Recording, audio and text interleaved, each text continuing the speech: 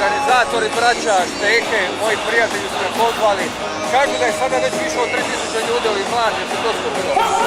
I pozvali su me jer su rekli da je budućnost Hrvatske, kako mladi gledaju u Njemačkoj, upravo ova nova Hrvatska o kojoj ja govorim. I par riječi sam rekao, ali se večeras svi divno zabavljamo.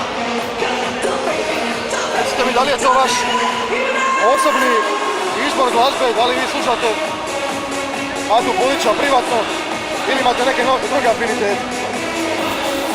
Glazba koja je odabrana večeras me dočekala i rekli su moji prijatelji da će oni birat glazbu, ali ja mislim da je par pjesama i od Koloni i od Mate su bilo odlične.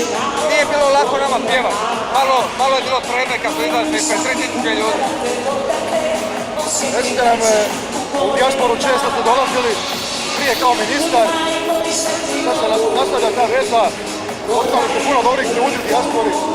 Nas zanima najviše priča oko gospodina Čikića, pošto živi gospodin u dijaspori isto, znači poznat je, znamo ga. I ko je pozadina te priče? Da li je to stvarima bila neka svađa, nesuglasice, ko je tu kriv? I ukratko radi čega je to uopće bilo? Hrvati u dijaspori su jedno i Hrvati u dijaspori u domovini će biti jedno kad ja budem hrvatski predsjednik. I uistinu, oni su snaga Hrvatske, a ne problem Hrvatske. I tako je bez obzira o kome se radi. Eto, hvala lijepa. I za kraj, recite nam, kako postali za predsjednik Hrvatske? Čuli smo, znači podupirate jednu suradnju sa Izraelom. Da li to možda malo zvuči nekom ekstravagantno?